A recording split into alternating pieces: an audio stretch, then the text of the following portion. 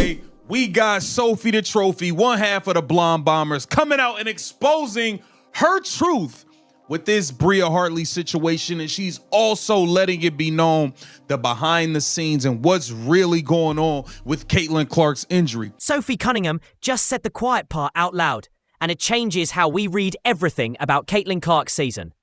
This video follows the facts and the patterns fans can see, then lays out the real options on the table. No drama, just cause and effect.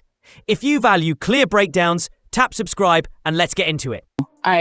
Everyone keeps asking, everyone's like, and I'm like, literally, she doesn't even know. Like, it's just like a day by day legit type of thing. And so, yeah, she's close, but like, you also have to remember, like, she could be playing if it wasn't in the WNBA by now, but like at this level with how deep and like how good people are nowadays in our league, which is the best it's ever been, like you can't just be good. You have to be on top of your game. And so just trying to get her back in game shape, I think is what they're trying to do. But like, again, it's literally a day by day. I'm not holding out any information. I just Sophie did not hint. She warned. In one blunt moment, she said the future everyone assumed was locked might be shorter than anyone planned. Caitlin Clark, the league's brightest draw, could choose a different path if the climate stays hostile and vague. That possibility is not clickbait. It is a calculation about pressure, health, and uneven protection that changes the math for any superstar. Fans feel it in the silence between updates. Brands feel it in the risk around every collision. Teammates feel it when the locker room gets quiet and the calendar keeps slipping. Sophie has paid fines to say what others whisper, and that makes her words land. If the standard around Clark will not harden, the market will. Options exist, leverage is real, and time is not infinite. That is why one comment shook the room and reset expectations in a single breath. But that was only the spark, not the fire. The test now is simple. Protect skill as strongly as you sell tickets. Also would be able to play if this was not sumo wrestling, if this was not UFC, if you guys did not play rugby in these basketball games, she'd probably be able to get out there and do her thing. But she has to put on all this armor, which caused her to get hurt anyway. She had to put on all this armor because y'all don't play basketball. It is rugby out there. Watch the game at full speed and the pattern stings. Every drive invites contact. Every off-ball cut turns into a wrestle for space. The whistle arrives late or not at all, and frustration brews on both benches. This is not one rival or one night. It's the recurring tax on the league's most watched player. Audiences did not tune in for bruises. They tuned in for craft, tempo, and clutch poise. When collisions replace creation, the product dulls, and the risk climbs. Kids see their hero as a crash dummy instead of a playmaker. Sponsors see an asset absorbing unnecessary damage. Teammates see offense shrink into survival. That cycle is not sustainable, and everyone can feel it. If the rules of engagement do not tighten, the calculus will. That's when options start to look like solutions instead of threats. And once options feel normal, the center of gravity begins to shift. What happens when the shift becomes visible on the schedule? Next! Look, listen, Sophie, I love you trying to hold it down. We love that you were trying to hold it down. We wish you a speedy recovery. But as far as what's going on in the WNBA, we are on them. We gonna stay on them. It's not gonna change. It's not gonna change. We're on today nonsense. Sophie's credibility is uncomfortable because it cost her money. Fines stack, warnings escalate, and memories are long. Yet she speaks anyway. That does not make her judge and jury, it makes her a witness. She lives the pace, the flights, early lifts, ice, stiffness, and the hush that follows vague timelines. When she says even Clark does not truly know the return date, it lands heavier than a soundbite. Day to day becomes week to week, the longer a body relearns trust. Confidence is part tendon, part timing, part clarity. If clarity's missing, doubt fills the gap. Doubt changes training, changes minutes, changes how hard you test edges. That is how caution becomes delay. And delayed returns invite alternative plans. Sophie did not open a gossip loop. She opened a risk ledger and asked who's carrying the cost. The next entry on that ledger was the injury language itself. Blurred timelines tilt choices toward protection. And protection favors leverage. I love Paige to death. Do not get me wrong. I think, I think she's a hell of a player and would love to play with her one day.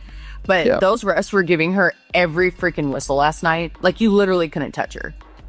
And that shit is so annoying to me. The injury fog is a story of soft words and hard consequences.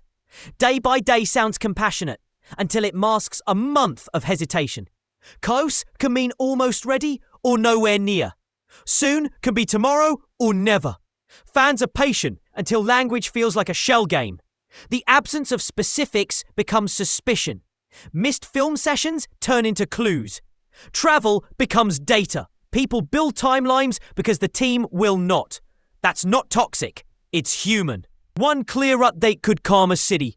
Instead, the vacuum multiplies theories and anxiety. When clarity is on the most physical nights, the court stops looking like basketball and starts feeling like a scrum. Rhythm dies. Armor helps until it slows you just enough to take the next awkward bump. Rehabilitation is no longer only about healing tissue. It is about avoiding trigger scenarios that recreate the injury. That is not fear talking. It is risk management. You do not test a tender ankle in a pinball lane. You rebuild where timing can flourish, confidence can return, and spacing protects the body. That is why context matters as much as pain. The wrong context punishes courage. The right context rewards patience. Stars do not earn bonuses for rushing back into chaos. They earn longevity by choosing conditions that preserve excellence. That logic points toward places where the whistle is steadier and the calendar kinder, which raises the business question. If the setting keeps stacking hazards, prudence is not soft. It is the smartest competitive edge. The leverage equation is simple. Clark boosts everything she touches. Home games sell through. Road games feel like home. Ratings spike, social metrics swell, and merchandise moves. That gravity deserves a stable frame. Engines need maintenance, not speeches. If the return on her risk keeps shrinking while the league's upside grows, the imbalance becomes impossible to ignore. Markets correct imbalances, not feelings. A star is protected where she stands or valued somewhere else. Sponsors understand this. Families buying tickets understand this. Broadcasters with ad commitments understand it too. When the scoreboard in the business column outpaces the scoreboard on the floor, patience thins. The fix lives inside officiating, scheduling, and standards, not in slogans. If those do not adjust, calendars will. And calendars have a way of telling the truth. Because when time becomes the leverage, departures stop feeling dramatic and start feeling inevitable.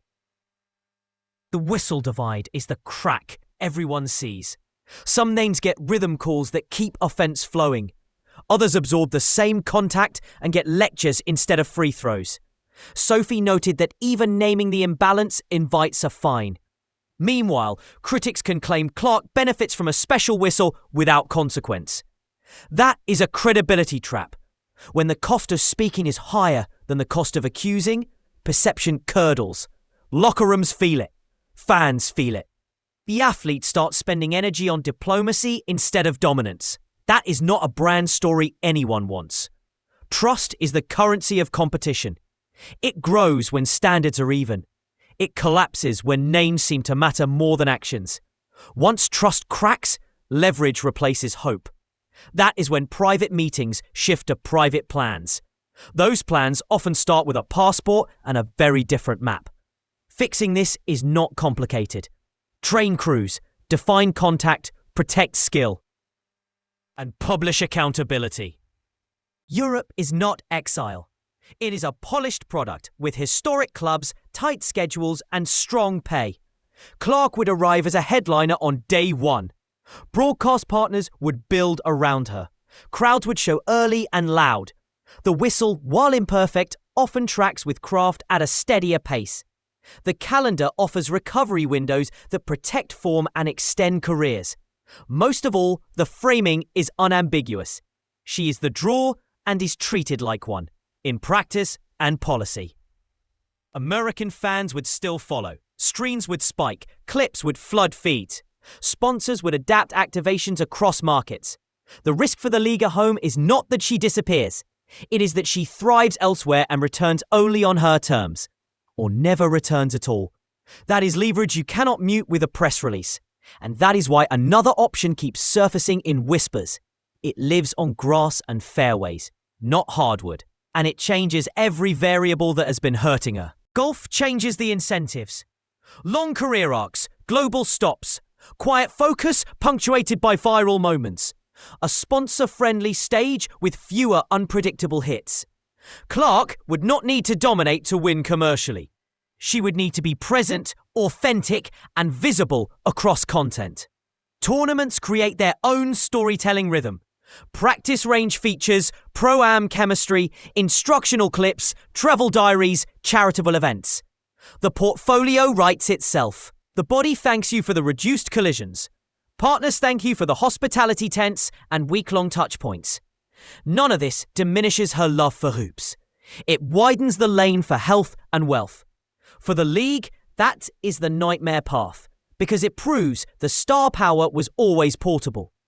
If that door is even slightly open, leadership must pull her toward reasons to stay. Otherwise, quiet becomes a plan. And plans, once set, are hard to reverse without visible change on the court. Fans are piecing together what officials will not say. Vague status lines, elastic timelines, absences that might be rest or might be strategy. None of this is criminal. All of it is corrosive to trust. People can handle bad news. They cannot handle guesswork stretched across weeks. When a teammate admits nobody truly knows the return date, the vacuum fills with scenarios. That's predictable, not toxic. Clear communication reduces speculation. Silence breeds it. Every day spent in limbo costs momentum and patience. Momentum's not just vibes. It affects ticket sales, broadcast plans, and locker room energy. Patience is not limitless. It shrinks each time language dodges the point. The fix is not hard. Say what is known and what is not, with dates. Without that, attention drifts to the next cause and the next rumour. Each silence turns into its own story. Transparency will not heal an ankle. But it restores shared reality and buys time to recover right. Behind the stats sits a human battery. Clark is carrying the biggest media load any young player in the sport has faced. Sponsorship shoots, community events, daily interviews, social scrutiny, and the thousand small asks that arrive with fame. Attention is currency until it becomes noise. Then, in attacks on joy. We have seen champions pause under similar weight. That is not weakness, it is wisdom. A short break can extend a career by years. A strategic change of venue can reset form and renew focus. Fans with real jobs and real stress understand this. They would not blame a reset, they would applaud it. The only losing move is pretending nothing is wrong, while the weight rises and the love of the game shrinks. That is why any plan must include space to breathe. Space is not luxury, it's fuel for greatness. And now the future branches into distinct paths. Choose the branch that protects health first, and winning will follow with less noise and more highlights. Have 1. Return on a timetable that prioritizes full strength and firm officiating. Demand consistency, then dominate. That bet pays if the climate evolves with her. Path 2. Sign abroad. Shorter grind, strong teams, high respect, bankable pay. Rebuild the body, expand the brand, revisit home when leverage peaks. Path 3. Pivot to golf and media. Lower collision risk, wider sponsor slate, content that scales. None of these is fantasy. All are rational. The lead should treat them as real and act accordingly. Because if leadership assumes she has only one choice, it might push her toward the others. Stars respond to value, not demands. Value looks like protection, transparency, and a whistle that honors skill. Offer that, and the decision tilts your way. Fail, and the decision tilts toward a boarding pass. The audience will vote with attention either way. Sponsors and networks will follow that vote, rewarding whoever makes the experience feel fair. Here's the hard edge for executives. Fans will not blame the star for choosing health. They will hold leadership accountable for failing to match value with protection. Attendance calls, TV windows narrow. The conversation shrinks from national to niche. It's not a threat. It's a map of how audiences move when trust breaks. The solution lives on the floor, not in press releases. Fix the whistle. Enforce standards, reward footwork and vision. Publish accountability. Celebrate skill, not collisions. Do this and the narrative turns in a week. Ignore it and the rumors become roadmaps. People will stop debating and start deciding with their wallets and their time. When the stakes are this clear, plans matter more than slogans. And the first plan came from a player who paid to tell the truth. This is a chance to reset trust. Put standards in writing, train crews to them, and review calls weekly. If fans can see the work, they will give the lead time to deliver. Sophie did not manufacture drama. She named the risk and accepted the cost. In doing so, she reframed Clark's silence as agency instead of absence. The choice is not between toughing it out and quitting. The choice is between competing inside a standard that safeguards greatness or competing somewhere that does. That is a powerful lens. If Clark returns and the game flows, credit reforms, not spin. If she goes abroad and thrives, credit the math. If she pivots and builds a new lane, credit the vision. None of those outcomes make her the villain. They make her a pro protecting a legacy. The next move will not be a quote. It will be a date, a flight, or a tea time. We will read it when it arrives. Until then, one question hovers for every decision maker in the room. Have you done enough to make the fairest option also the most rewarding one? If yes, the league grows with its star. If no, the market will choose for you. That lesson's visible and the clock runs. Here's the takeaway. Agency belongs to the player, and the obligation belongs to the league. Fix standards, protect skill, and communicate honestly, and everyone wins. If that does not happen, the market will decide. Thanks for watching, friend. Subscribe for the next update.